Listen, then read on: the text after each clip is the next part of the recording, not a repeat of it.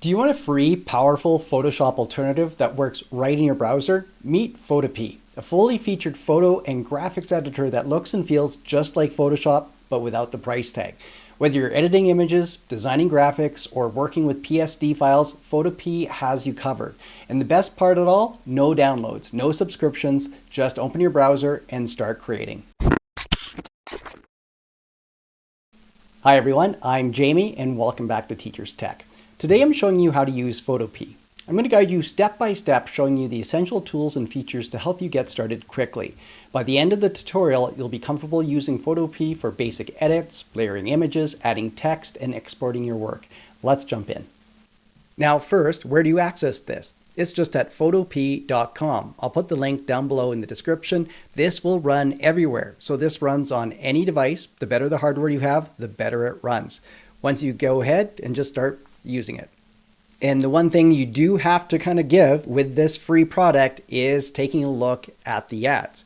Before I go and open a photo, I just want to point out the account. When it's red up here, I'm not logged in. So I'm just going to click on this. You don't have to log in, but then you got to make sure you save everything, download it. But you can sign up for free with an account and get 0.5 gigabytes. You can see the difference with the premium. I'm just going to go ahead and get logged into my free account with Google. To quickly get started with Photopea, you can choose one of these three options. If you want to start from a new project, you'll see all the quick access to the different presets you have available to you. If you want to open a file from your computer, any images, go ahead from there and it will appear. You can also save a lot of time by using the templates that Photopea have in here, and then you can edit from there to start with. You can also drag photos in. So even if it's, let's say, on my desktop, I can drag it over, drop it, and it's opened. Notice up here is the naming. Now, if you already have one open, we can go up to File, New for a new project, or we can open up more images. So if I click New, let's pick YouTube thumbnail. I'm going to give this a different name up here. We'll call this Demo, and we'll hit Create. Notice now I have the first image open, and I have the demo PSD file that I created for my project. If you've worked with Photoshop before, you're going to notice some similarities. On the left-hand side, we have the toolbar. And notice, as I hover over any of the tools here, it will tell me what that specifically does. You notice that there's a little triangle in the corner of each of these. If I click and hold on my mouse, you're going to get more options. I can change, and I'm still holding down on my mouse by just selecting it. Notice, as I choose the different options of the different tools, I'm going to get different options right here. This allows me to customize that tool to my specific needs that I want. We'll go through more of that later. We have the menu bar up top where you're going to have more options. You can also change your language here and the theme. So if you like the light theme better, you can make that quick change. For me, I like to have the dark theme when I'm working. Over on the right-hand side, we have different windows. We can close these down if we wish. If I right-click on any of them, you notice how I can close all, or close layers went away. If I want to add it back, we can go to Windows, and you're going to see all the different windows that we can open up. So if I move back down to Layers and click it open, I can see that it appears back. Let's start with the Crop tool. If I select Crop tool, notice that the handles that go around the picture. I can grab any of these handles and start resizing the part that I want to crop. If I grab in the middle, I can move this all around. If you get to a spot where you want to crop, you can hit Enter on your keyboard or hit the check mark and it will be cropped. You can undo anything with using Control-Z on your keyboard to go back that step. The other thing you can do with the crop, if you didn't want to do free, you can do fixed ratio or fixed size. You can see how we have the different aspects here. So if I was going to go to a 1:1, I get the 1:1 here, and I can go ahead and hit the check mark and crop it. But again, Control-Z to go back that step. A very important thing to do on an image when you're working on it is to be able to zoom in, zoom out quickly on a specific point. Now we have the zoom tool down here, and notice if I go and click on a certain point, if I click over here it gets larger and it's zooming up on that point where I have my mouse with that little magnifying glass. If I hold Alt down on my computer, it turns to a negative. So if I minus, now I'm zooming back out, and same thing, it zooms out to where. Now the other thing I can do is just when I'm holding the Alt, if I use the scroll wheel on my mouse, I can quickly zoom in and out, and I can move the mouse to where I want to zoom up on. Now the other thing I want to point out, if we go up to view, you can see we can zoom in also this way, and we can use the shortcut, the Control plus or the Control minus, to do the same thing. So that's an important thing to know. Now the other thing is, if I zoom up, notice as we go all the way up, you might want to move this image around. If I go to the hand here, I can go, and if I just want to move it, I'm going to go to this hand tool, not the rotate one. I can move it around. So I can grab and move this around. I can go back to the zoom, hold my Alt down, I can zoom out, and you'll see if I go back to the hand, I can move this around. The rotate one will rotate the whole image. So if I go to the rotate view, notice now if I go to it, I can click and rotate the image. Notice that the angle is right up here. If I click reset, it brings it back to 0. You could also just put in a number. So if I put in 90, it can quickly rotate it like that. So you can adjust it. I'm going to go back to 0. Now the other tool I want to point out is up here. So this is a move tool where we can move things around, especially when we're in different layers, and I'll be using this back and forth when I'm moving things. But if I click on this, I'm going to go to transform controls. Notice I get these nodes here. So at this point, I can go and grab this here. So I can also move it around. So I can resize it on the background that it's on. Then you'll be able to see as I hover over out on the outside, it might be a little hard to see. You can see I can rotate it by clicking and holding my mouse. I can rotate it on here. So this is where the percentage was, right here where it was rotated. So you can always go back if you wanted to. Let's talk about selection tools over here. So we have this one with the different shapes and the ones we can draw, and we have this magic wand. I'm going to go through these. So the rectangle select, if I go and just click and hold on my mouse and select an area, you can see the rectangle one is selected. Anything inside the selection area will be affected. So if I go to image and crop, I can crop just like I showed you before with the other tool. I'm just going to go Control Z. Now, if I quickly grab this brush here, and I'm going to come back to the brushes, notice as I draw, it's staying within the selection area. I'm going to go Control Z again. Now I can go to different shapes here. So the ellipse one, if I go and drag, and you'll see I have a new selection one. If I go to this one right here, the lasso, it allows me to kind of freehand. So as soon as I keep drawing, I'm holding on my mouse, drawing around the head here. As soon as I connect it, I have this selection tool. Notice what happens if I go back to my move tool, this area is selected. Look what happens when I move now. This shows that where it's going to be transparent in the background there with those square gray and white pattern, but I can select an area and move it over to somewhere else. I'm just going to again go Control Z.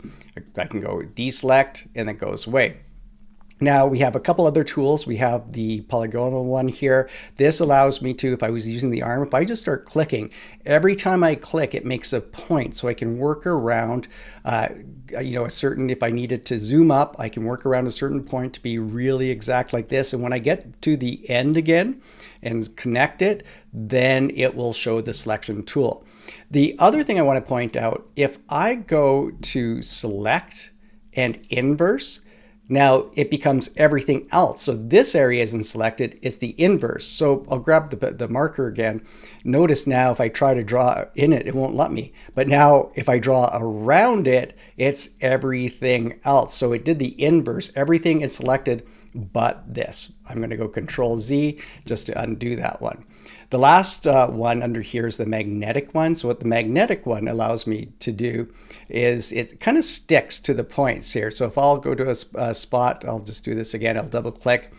I'm going to click and it kind of sticks to the color difference. So I'm just dragging my mouse along and it's getting where the separation, sometimes I have to click once in a while just to lock it in. But right now I'm just dragging my mouse and it's sticking to the edge of this kitten's between the white and the background. And I can click once in a while to anchor it through here.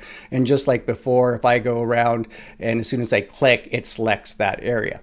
We have the magic wand also. If I click on an area, and I'll use the mouse as an example up here, if I click on an area, it selected similar color. If I hold shift down on my keyboard and I click again in it, it will keep growing with colors beside it that are similar. So if I'm just clicking on my mouse, holding shift, and it keeps on growing and growing and growing and growing.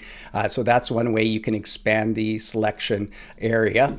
If we have over here one more, we have the quick selection. I'll just go back to select deselect. If I'm under quick selection, if I click it, notice just with one click, it found the mouse here. So those are just a little bit about selecting different objects or things on your images or whatever you're working on. Here we have the brush tool. If I click and hold, you can see there's a pencil tool. They kind of work the same way. Just staying on the brush tool, and I quickly did a demo within the selection before, we can go ahead and draw on anything. And looking at the properties of it, I can make adjustments. So if I wanted the size to be different, I can go ahead, you see how tiny it is now, I can make all these adjustments. So if I want the hardness to go down so it's softer around the edge, you can see now how it's softer around the edge. So you can make those quick adjustments to it. The other thing is we have different brushes we can choose. So if I was going to pick this one right here, as I draw, you can see how it changes the brush on it. Now, I'm under just that one color as you see so far. Notice this top layer here will be the color here. So if I go and click on it, I could pick a different color to start drawing with. So you can quickly make those changes. And the other thing, if you again, looking at the different properties, you can make changes up here. So if you want the opacity changed, notice it's a little lighter. I can see through it now to see the background, the flow, and how smooth it is. You can make those adjustments here on the pressure controls as well. Now, going back to it, we can do all these things with the pencil. If I click down, you'll see how you can adjust it and how the pencil looks a little bit different. I want to point out the eraser tool here. So with the eraser tool, again, the controls are here. If you want it larger, you can do it. Now notice if I erase, well, it is erasing the marker, but it's erasing the image as well. And this is where layers become really important to work on. As you add layers, you don't want to change the original background image. You want to be able to work with layers as you put new things on, and I will get back to that in a bit. If you want to pull a certain color from an image, you can use the eyedropper. So I'm going to click and hold on the crop, and I'm going to go to the eyedropper here. And let's say I want to use the same color as this mouse as in my palette over here. Now with the eyedropper on, I just click on it and notice how this changed here. So if I go to my brush tool again, or pencil, if I start drawing, it's going to be similar. I'll change the opacity back here, and you can see it's a very similar color. Remember, where I'm picking that certain pixel is going to be that color. So you might think it's going to be generally all the same color, but there's many colors within this. So you might want to pick around with the eyedropper and try a few different colors, what you want to get. This right here is the clone tool. It allows me to copy an area I select to somewhere else. So let's say I want to add a third eye to this cat. I'm going to go hover over the eye, hold down Alt, and you can see the crosshairs come up, and I'm just going to click. So that area is selected where I'm going to copy from. I'm going to actually make my brush larger here. I just notice how small it is, and I'll make it a lot larger. And now wherever I draw, so if I draw here on the cat, you can see it's copying that eye from where I go. Now if I go larger, it starts to copy the whole thing. So I can pick a different area. So like this mouse here, if I click on Alt on my keyboard, now click with my mouse, that cross area selection is selected. And if I start drawing, you'll see that I have this right here being copied over to wherever I start drawing on it. Now I showed you the clone tool to copy. We also have a healing brush, and this works good with blemishes. I'm going to experiment on this eye here to make it go away. So if I click on this first one, and I'll show you two different ones. So I can, and I'm going to make my brush a little bit larger. If I go ahead and select Alt, and let's say I want to take it from this area, and so I've selected from that area. If I move over here, I can start to brush out the eye. And as I let go, it blends it in quite easily like that. This works, as I said, great for getting rid of blemishes. We also have the spot healing brush. So now if I just go and select a different area, you can see the area I'm selecting and let go. And wait a second, it heals that spot. So if you have blemishes on a picture and want to get rid of them, take advantage of these tools. I can copy this across different pictures as well. So if I go ahead and open up, let's say this one, as soon as this is open, if I'm under that tool and I'm still using it, you can see the mouse is being copied into here. Even if I go ahead and create just a new, we'll use a blank one, we'll keep it at new project and create. As I start drawing, that mouse is being copied over to this. So not only in the same picture can I copy it to, I can copy it across. I want to quickly point out these advanced tools here. So we have blur, sharpen, and smudge. So a blur, and first of all, I'm going to just zoom up on this a bit so that you can see it. I'll blur this kitten's eye. So if I go to this and I make my size larger, and I start moving it around here, notice it's getting blurrier. So if you need to blur a part of the object, you can use this tool. If I move to sharpen, and again, make this larger just so you can see it better, then I start doing this, it's getting sharper now. So just some quick adjustments you can make with that. We also have a smudge tool, which allows you, I'll just go to the tip of the ear here and I'll make this larger again. If I just click and hold my mouse, you can see how I can kind of drag and pull from the image. It's like having your finger on wet paint and pushing it out. With these advanced editing tools, Dodge, Burn, and Sponge tool, you can make adjustments to the picture as well. So with the Dodge tool, this will lighten. So I'm just clicking and holding on my mouse and you can see how it's lighting a certain area. Notice all the changes up here, like I've showed you before with brush size, exposure, if you want to make adjustments to these. If I want to darken something, I can go to the Burn tool. If I click and drag around, you can see how it's making things darker on this one.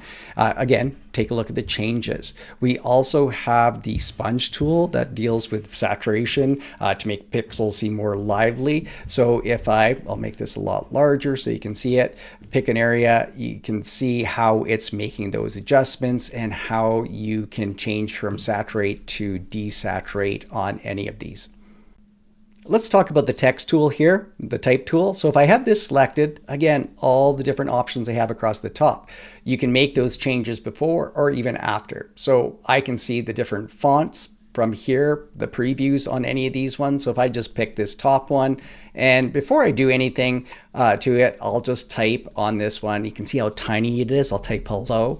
We want this a lot larger than that 20 pixel. So I'm going to highlight this and I can drag it up. It makes it larger this way. I can actually just type a number in. So if I type like 500, it will go to that size as well. What I want to point out over on the side here is take a look at this. It created a new layer on top of this. So if I go to the move tool, like I showed you before, I can move this all around. It's not attached to the background, it's on a new layer. If I go back to the text tool, text type here, if I click again, it's going to create another layer and they're separate on it. I can go back and edit this one, I'll show you.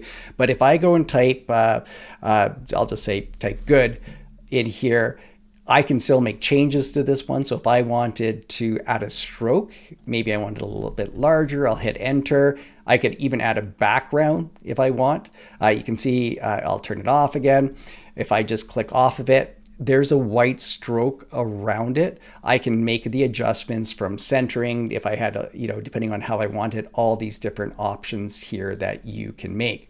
Now I can adjust each of these still. If I click on the hello, now I'm working with this one. I can go back into this one and highlight it and say, you know what, maybe I want this to be green. and you can see the changes, and I can still go back and I can click add a stroke to these and make those changes to it. So this is where layers get really important, because you don't want to be able to have to pull from the background like I showed you before from a selection. So this helps you start to the beginning basics of layers. If you notice with the layers, we have this little eye over here. So if I click on good and let's just click on the eye, it's hidden now. Nothing got deleted, it's just hidden. I can click on it again to view it. So any of these I can hide just by clicking on that. The other thing I can do is lock it in place. So I've showed you how I can move these layers around. If I click on the lock here, if I try to move it, I'm on the background moving it. And so that can quickly be turned on and off if you need to lock any of these layers in place. So I've been putting all these different things on an image, but I can go ahead and put it onto a blank document. So whether it be text or even shapes. So if I click on shapes here, you can see all the different vector shapes. When I go ahead and create these, I can make them larger. You're going to notice it's not going to get pixelated. It's not going to lose quality with these vector shapes.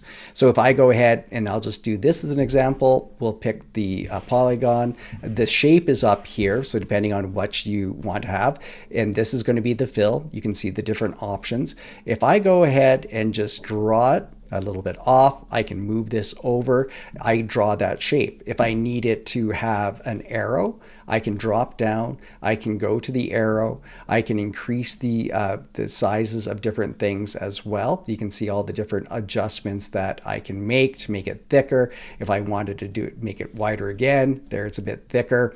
And then you can look at the different options here that you have to change them.